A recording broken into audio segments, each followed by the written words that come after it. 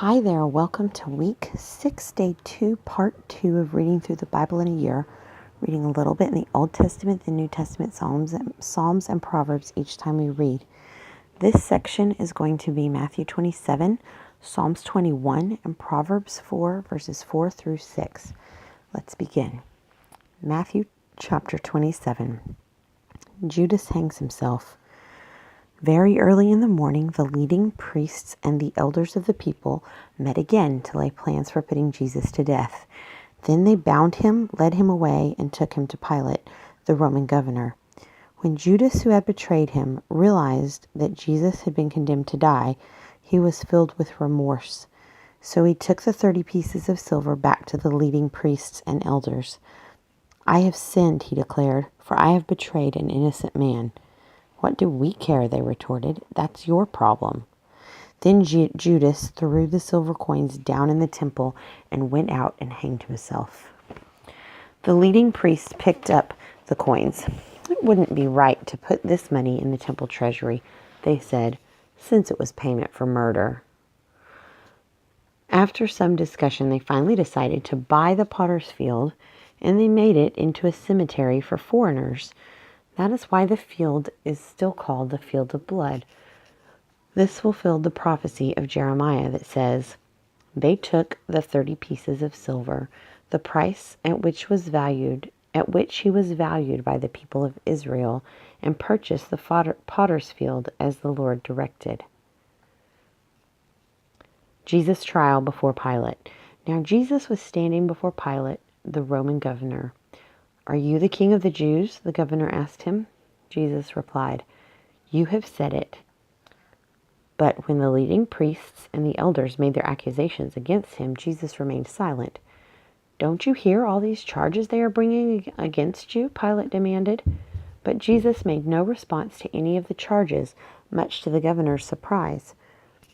Now it was the governor's custom each year during the Passover celebration to release one prisoner to the crowd, anyone they wanted. This year, there was a notorious prisoner, a man named Barabbas. As the crowds gathered before Pilate's house that morning, he asked them, "Which one do you want me to release to you, Barabbas or Jesus, who is called the Messiah?"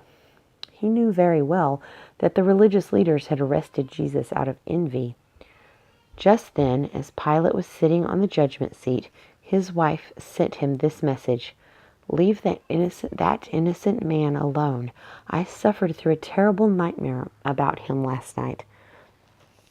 Meanwhile, the leading priests and the elders persuaded the crowd to ask for Barabbas to be released, and for Jesus to be put to death.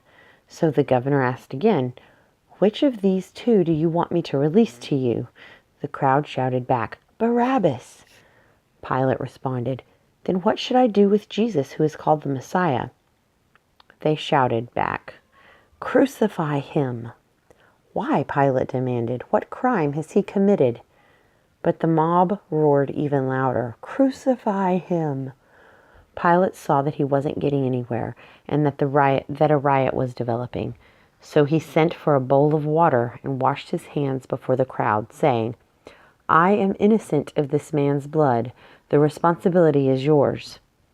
And all the people yelled back, "We will take responsibility for his death, we and our children." So Pilate released Barabbas to them. He ordered Jesus flogged with a lead-tipped whip, then turned him over to the Roman soldiers to be crucified. The soldiers mock Jesus.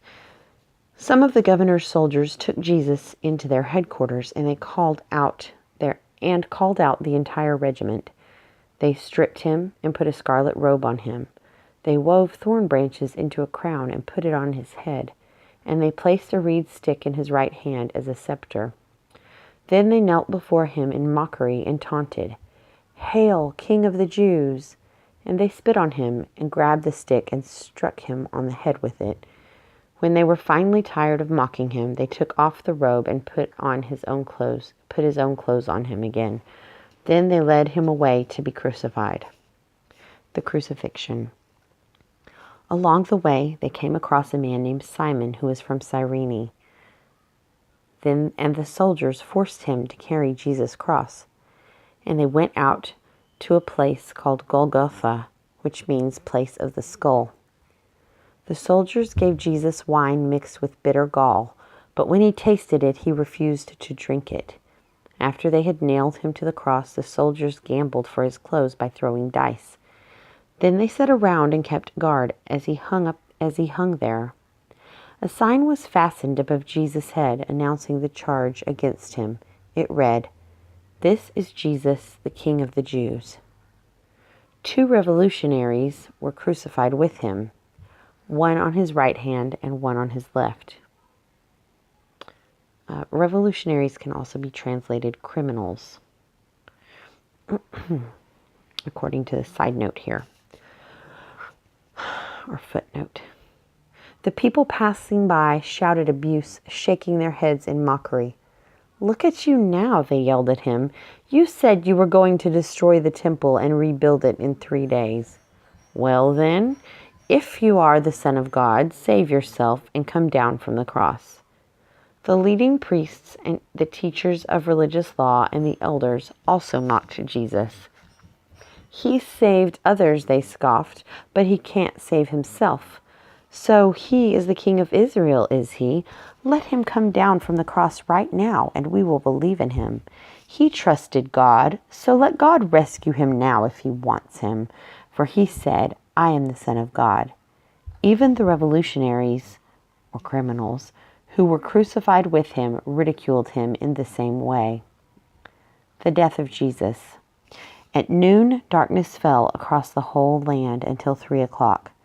At about 3:00, Jesus called out with a loud voice, "Eli, Eli, lama sabachthani," which means, my God, why have you abandoned me?" Some of the bystanders misunderstood and thought he was calling for the prophet Elijah. One of them ran and filled a sponge with sour wine, holding it up on a reed stick so that he could drink. But the rest said, "Wait, let's see whether Elijah comes to save him." Then Jesus shouted again, and he released his spirit. At that moment, the curtain in the sanctuary of the temple was torn in two, from top to bottom. The earth shook, rocks split apart, and tombs opened. The bodies of many godly men and women who had died were raised from the dead. They left the cemetery after Jesus' resurrection, went into the holy city of Jerusalem, and appeared to many people. The Roman officer and the other soldiers at the crucifixion were terrified by the earthquake and all that had happened. They said, "This man truly was the Son of God."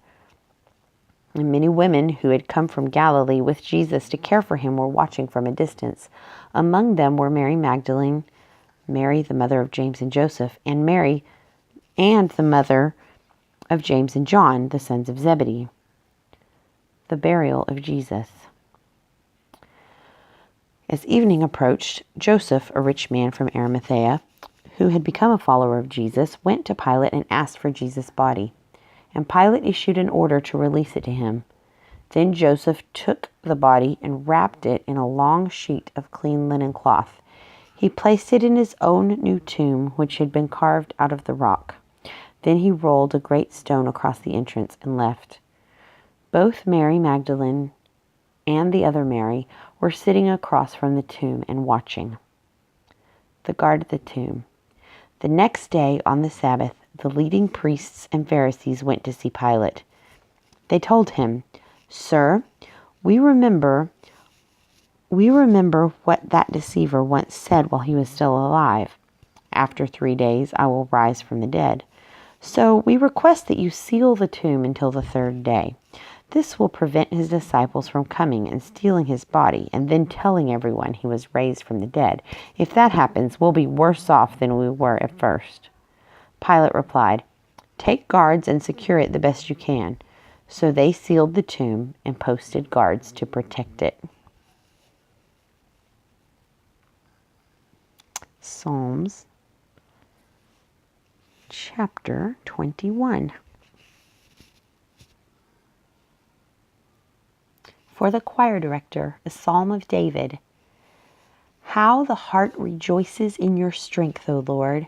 He shouts with joy because you give him victory. For you have given him his heart's desire. You have withheld nothing he requested. Interlude. You welcomed him back with success and prosperity. You placed a crown of finest gold on his head. He asked you to preserve his life, and you granted his request. The days of his life stretch on forever. Your victory brings him great honor, and you have clothed him with splendor and majesty. You have endowed him with eternal blessings and given him the joy of your presence.